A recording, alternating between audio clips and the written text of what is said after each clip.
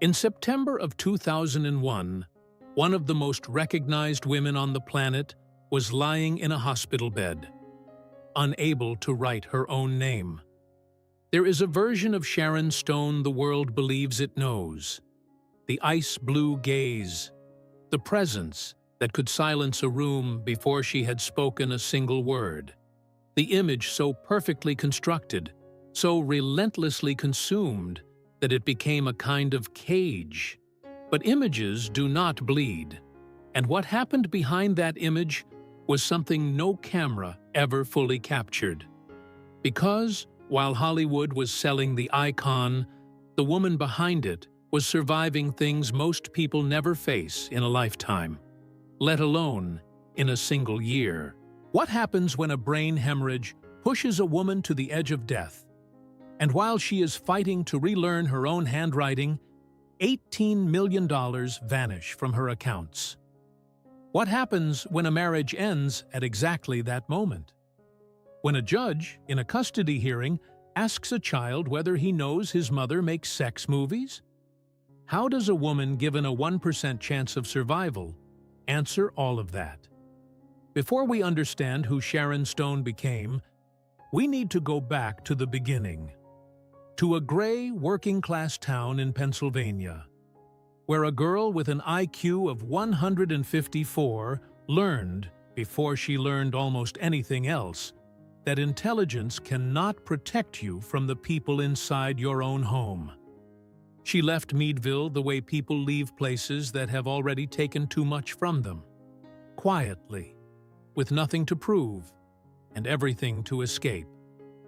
Sharon Stone arrived in New York in the late 1970s, young enough to believe that distance was the same as freedom, and beautiful enough that the world was willing to pretend it agreed.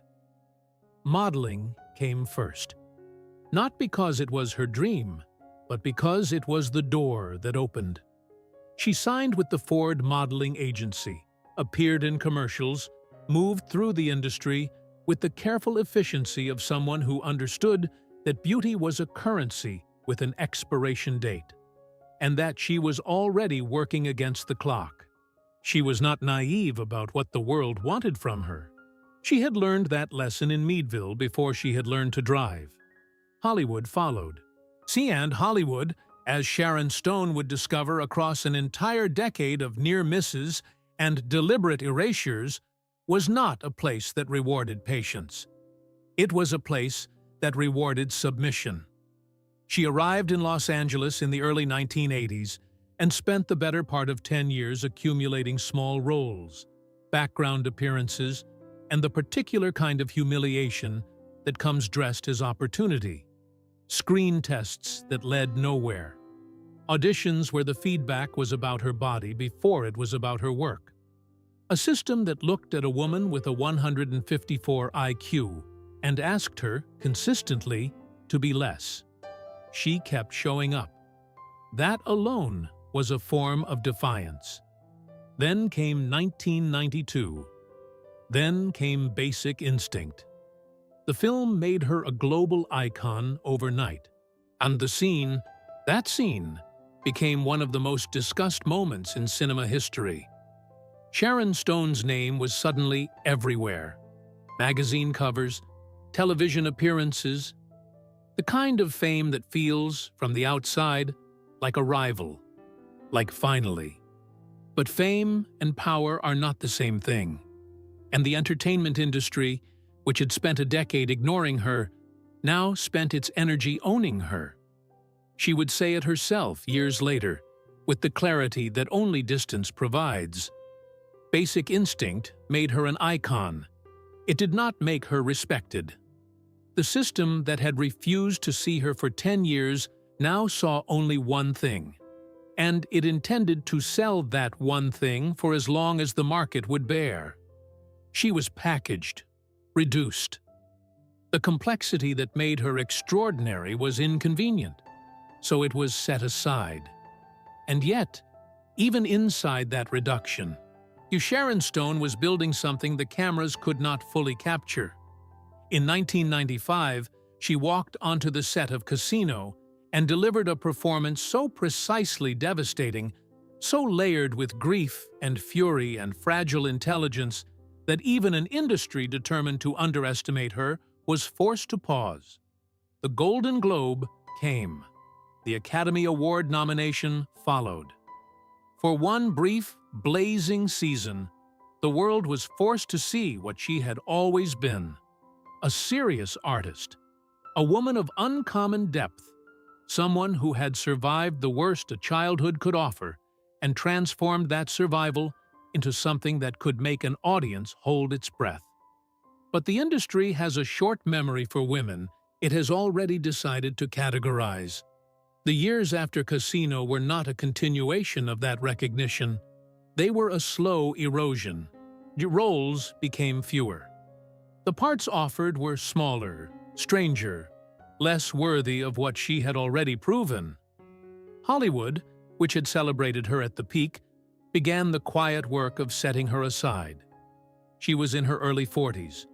She had an Oscar nomination, a Golden Globe, and a career that most performers would have considered the achievement of a lifetime. And none of it, as she was about to learn, would protect her from what was coming. Because what do you do when the world finally sees you and then takes everything away anyway? In September of 2001, Sharon Stone was 43 years old. She had survived a childhood that would have destroyed most people.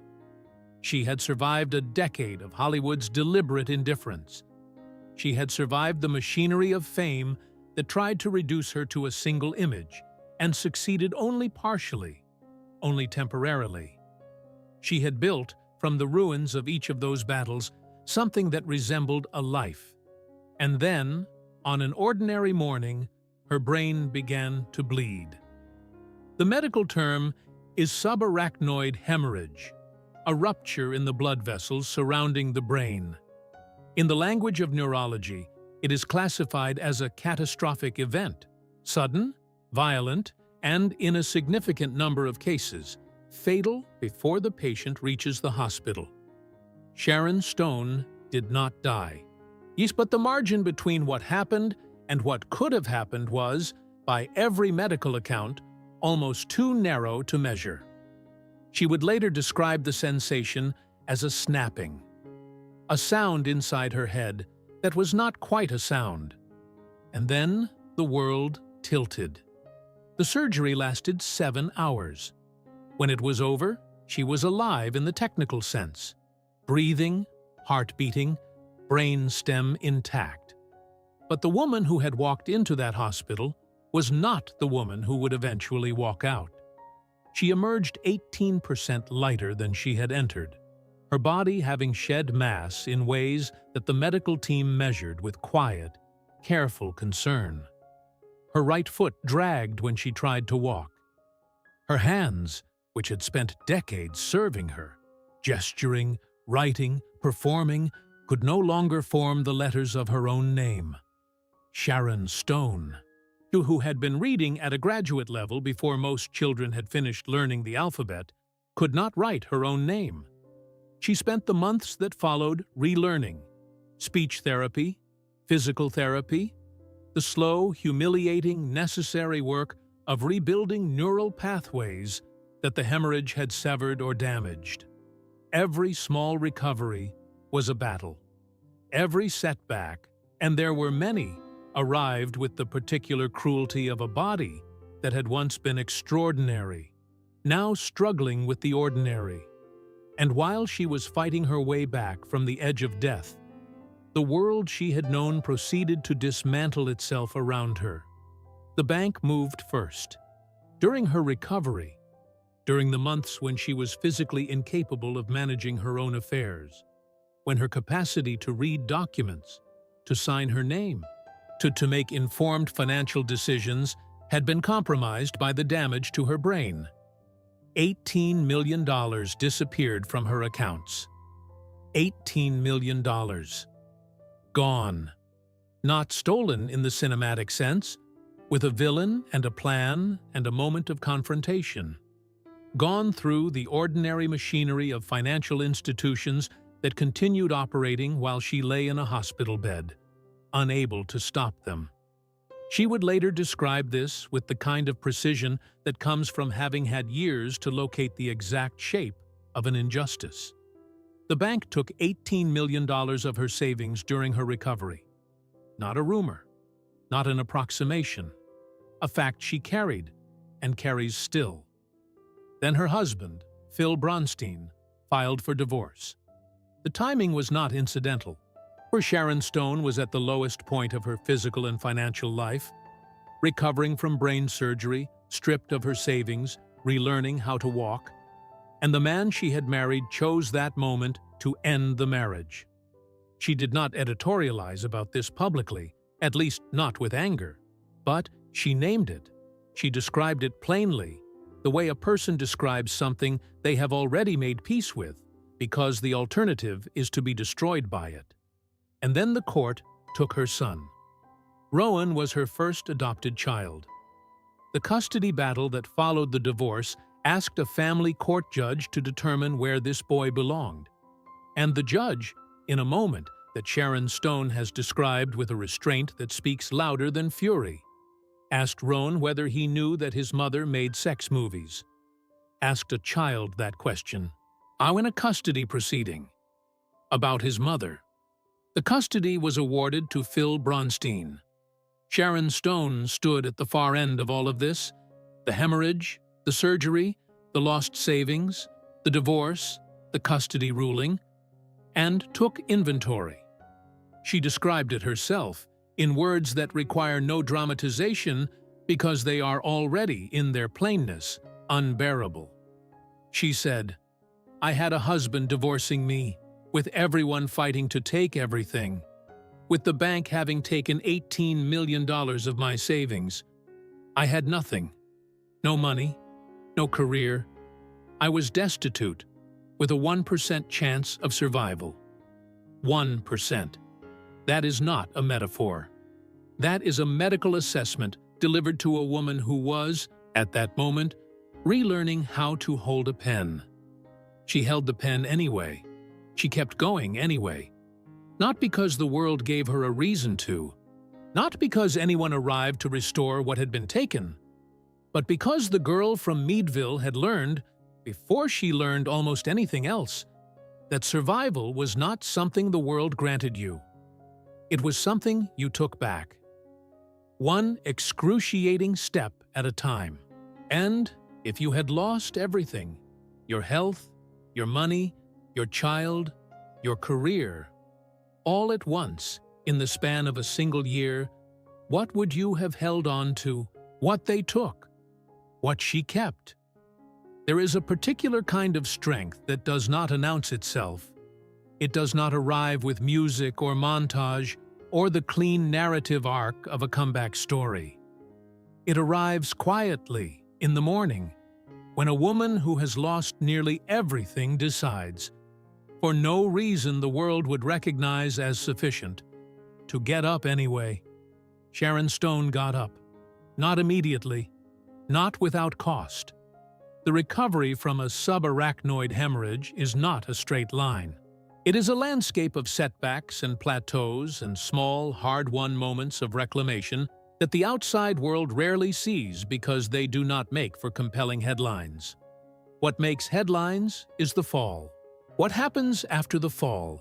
The slow, unglamorous, necessary work of rebuilding that is done in private, in physical therapy rooms and quiet mornings, and the long hours between midnight and dawn, when the brain is healing and the world is asleep and a woman is alone with the inventory of what remains.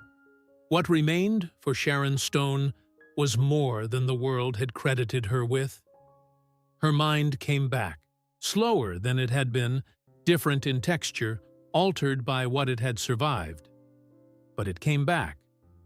The woman who could not write her own name in the months following surgery gradually reclaimed language, reclaimed precision, reclaimed the particular quality of intelligence that had always set her apart, and that no hemorrhage, however catastrophic, had been able to fully extinguish.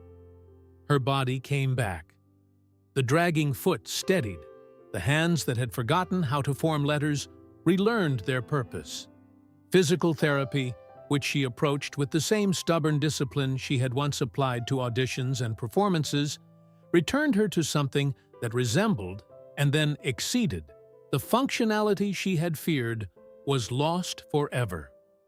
And then, in the quiet of her recovery, she made a decision that Hollywood would not have predicted, and that the tabloids would not have known how to cover. She chose her children. In 2005, she adopted her second son, Laird. In 2006, she adopted her third son, Quinn. The woman who had been told she had a 1% chance of survival, the woman who had lost her savings, her husband, and the custody of her first child in a single devastating year, responded to all of that by expanding her family, by choosing, deliberately and without apology, to become more responsible for more lives, to love more, not less, to open wider, not close. It was not a statement. It was not performed for an audience. It was simply what she chose. And what a person chooses in the aftermath of catastrophe reveals more about their character than anything they do in the comfort of ordinary life. Rowan, her first son, the boy whose custody had been awarded to his father in a proceeding that asked a child whether he knew his mother made sex movies, grew up. And in 2019, he made his own choice. He added Stone to his name. Not because a court instructed him to, not because anyone asked him to, because he wanted to, because she was his mother, and he wanted the world to know it. Sharon Stone did not comment on this publicly with drama or declaration, but those who know her say that it meant more to her than almost anything else that had happened in the years of recovery and rebuilding. Her son came back to her, not by force, by choice. TT. In 2021, she published her memoir. She called it The Beauty of Living Twice, a title that carried its own quiet weight, its own layered meaning. Living twice. Once before the hemorrhage, and once after. Once before the world took its inventory of what she owed it, and once after she had finished paying and begun, finally, to live on her own terms. In that book, she named things. She named the grandfather who had abused her in Meadville. She named the financial institutions that had taken her savings during her recovery. She named the judge whose question to her son in that custody hearing she had carried in silence for years.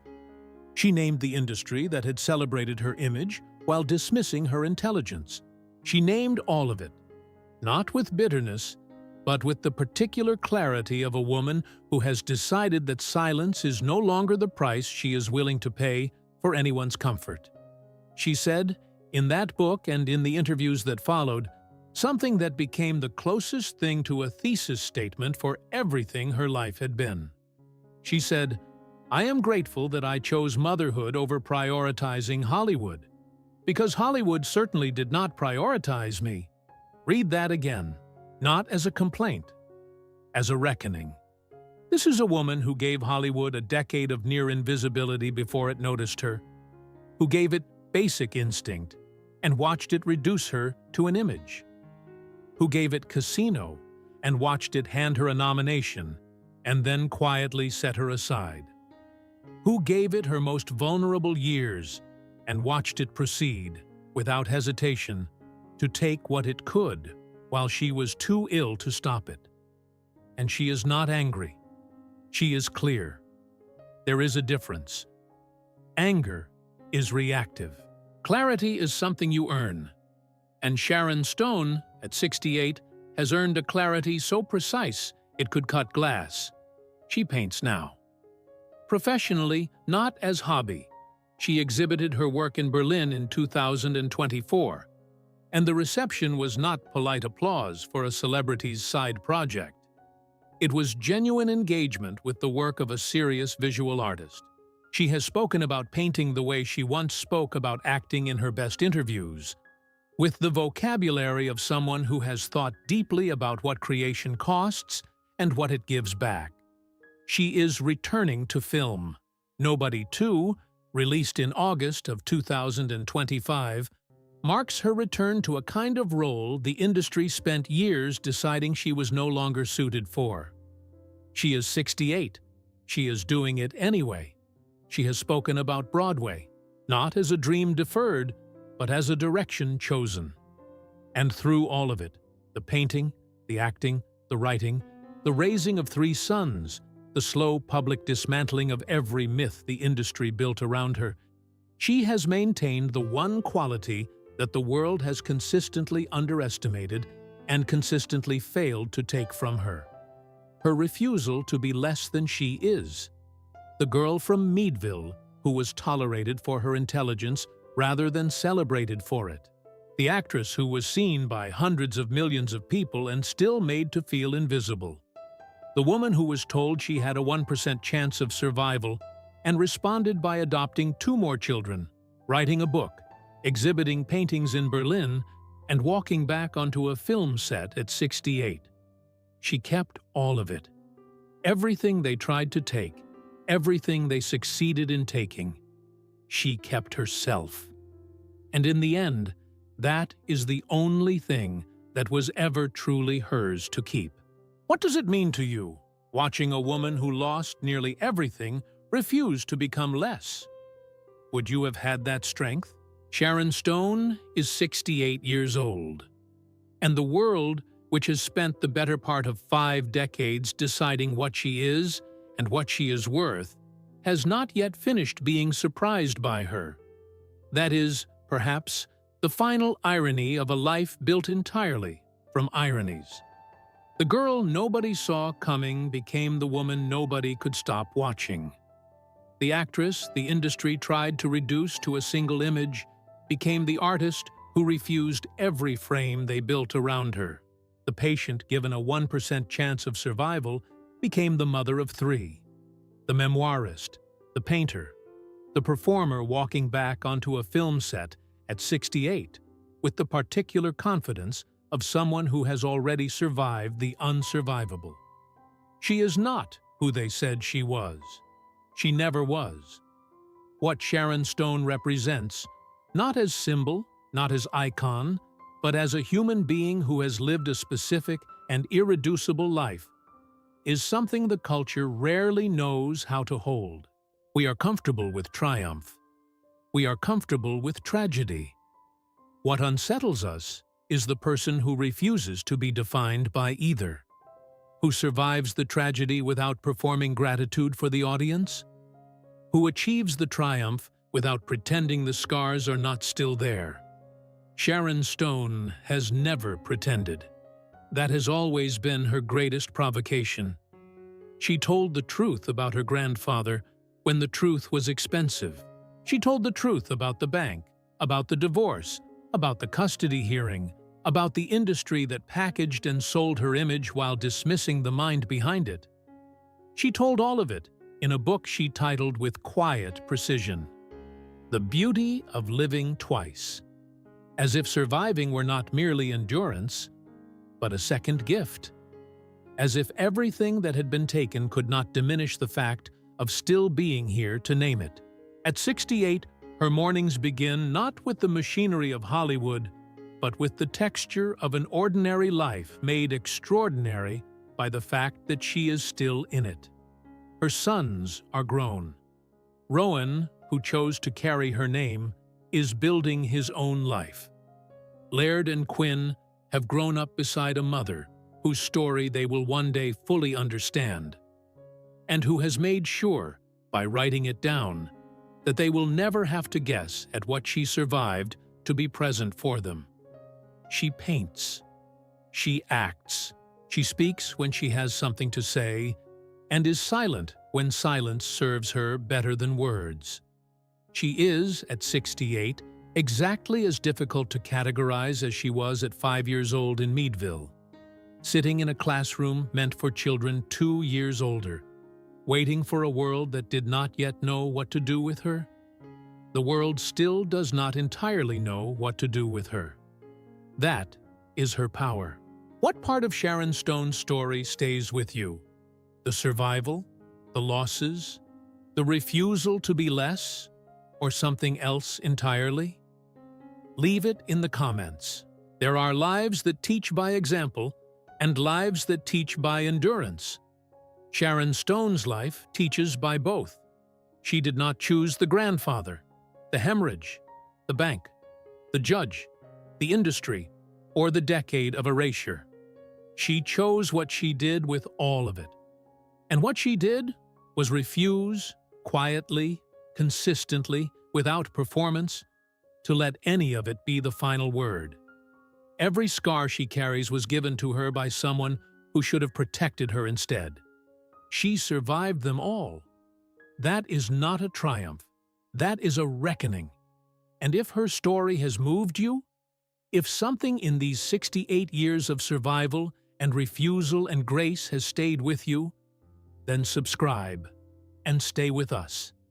Because the lives worth honoring are rarely the ones the world remembers to celebrate. They are the ones that endure. Are you still watching?